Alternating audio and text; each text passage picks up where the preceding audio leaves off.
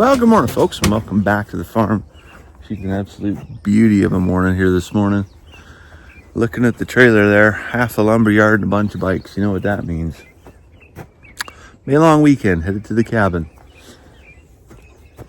One day, just one day, we'll be able to go out there, cook a hot dog, drink a beer, and not have to take half the hardware store with us, but it's not this day. So the big project today, I don't have much wood here because we're not going to get very far. We're going to finish off the deck in front of our grain bin cabin.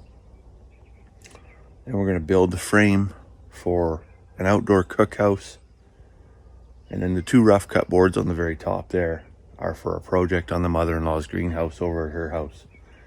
So I decided I wasn't going to try to overcommit to anything. What can I really, how much wood can I cut, screw, and secure without working a 40-hour day, essentially? I still have time, to maybe watch the kids rip around. Maybe they can go down to the river, they can do whatever, and have somewhat of a nice day. We had contemplated taking the holiday trailer, but again, we're going to maybe overcommit ourselves there. So I think we're going to come home tonight and not spend the whole weekend out there. The other thing for that is old Blueberry here. I went to fix old Blueberry yesterday with a new grommet on that transmission shifter cable, and I ended up snapping the whole end right off the transmission shifter cable. So I went from a $10 part to have an order a $60 part, which won't be here till Wednesday. So it's going to sit there on blocks until then, and that's my truck for pulling the camper. So that helped me make that decision, I guess. And honestly, it was good I was underneath the truck when that happened, because if I would have been out in the open air, I probably would have chucked that pair of pliers this right across the. I haven't chucked a wrench in a long time, but yesterday would have been the day, that's for sure. I got the roof put on the old turkey tractor there yesterday, the old white tarp. We might actually put our bottle lambs in there, move them around the yard. They can get some grass or whatever and still be in a contained area. See if that works. I got the girls their morning bowl of porridge there. It's kind of interesting. They're at that stage where the weather's nice. They've eaten all the available grass off the field pretty much. They won't touch what's left of the hay. So then they run around the day hungry, looking for a green morsel. The bucket of grain comes out and they just get pushing and shoving like a bunch of lunatics. I think it's almost time to go south to the field. We had some rain last night, but not much. It would be nice to get at least an inch, maybe even 2 of rain. And then, you could be somewhat comfortable that when you put some sheep out on some pasture, that maybe as you rotate them, it can recover, and not just they eat off whatever's on the surface and then it never recovers for the rest of the summer. Because that most certainly is what happened last year. We got them out and we're pretty much out of grass by 1st of July and had to spend thousands of dollars on fencing and temporary fencing to get them moved around into other places, unconventional places, like the whole forested section down there. I don't really like to run them in there because of the predator pressure. It's pretty much just a super highway for coyotes. So I had to spend quite a bit of money to get that all fenced properly to protect them from that. One thing is, at least a guy can go down there this year and put them in there. We'll see. I'll have a look here. Probably start looking within the week. I got to make a trip to Red Deer early this week, and then maybe next weekend a guy can put a few in a trailer and see if we can get them down there. Did anybody on the internet here see Jan Arden's little rant there yesterday? I'm not much of a Jan Arden fan. I guess she can sing or whatever, and some folks maybe think she's a Canadian treasure. But she, I mean, for someone that lives in Alberta, she sure went after Alberta yesterday.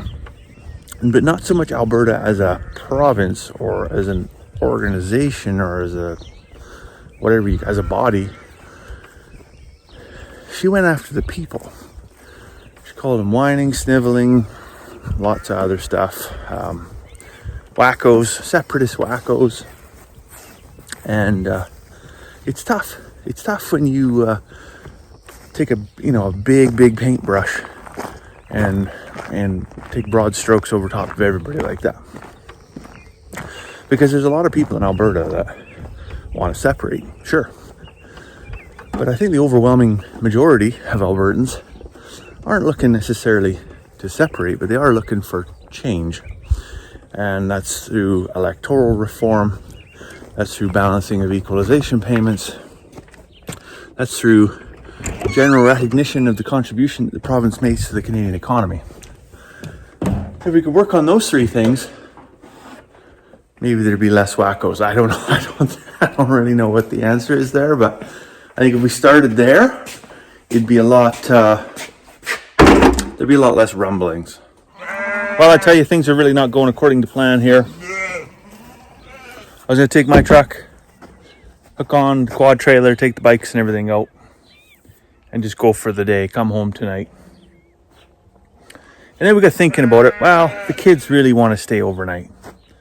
Well, if you pack your pillow and your sleeping bag and everything all into the truck, it's easier to just hook onto the camper, literally just wind the jack down and go, and just take everything with you. The food is already packed in there. We were on the fence whether we were going to take it, so the wife already had it all packed up. So change of plans. Okay, we're going to hook the red truck up to the camper, and it's going to go. The wife's Yukon can pull the quads out. Right? This is why we love this, because you need 19 vehicles and a fleet of trailers and just to entertain 2 kids for the weekend. But she's like, yeah, my vehicle's clunking. And the other day it was clunking, and I went out and I found that the spare tire was loose underneath of it. So I just cranked it up and I went back and forth, around some corners, and it wasn't clunking anymore. And I'm like, oh, easy peasy, right? Spare tire was loose and it's just banging off the frame rails. Well, she says, no, like it's still clunking. So come out here, back and forth. And yeah, sure enough, clug-lunk, crawl underneath of it, grab one of this, because of course, independent rear suspension. Thank you, GM. That's a great little touch you got for a beautiful ride. But it's just another moving part. Moving parts mean maintenance. And so sure enough, CV joint right off the rear diff, loose. Phone Ken Sargent, hey, we need your service department. Service department? They're closed on Saturday.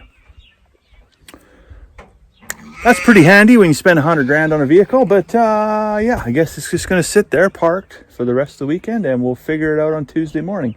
So what that meant is I ran the holiday trailer out, took that out to Rio Grande, ripped back to Beaver Lodge, and then over to Hythe. Got the loop load. I'm just feeding the sheep some lettuces and apples and cucumbers, I think, and then I'm going to go feed the rest of the chickens, and then hook onto the quad trailer and buzz back out to the cabin for a hot dog or something like that this afternoon. I think we'll get our little carpentry project hopefully done here this evening. But I'm thinking I'm going to need to take some pills, because the way this day's going and the way yesterday was going, I can feel it building up inside of me, that anxiety, that stress, that I want to chuck a wrench across the yard. Probably the kind of ambition that just gives a guy a jammer at 45 years old. So take some antacids, breathe for a little bit here, and hopefully the rest of the day goes according to plan.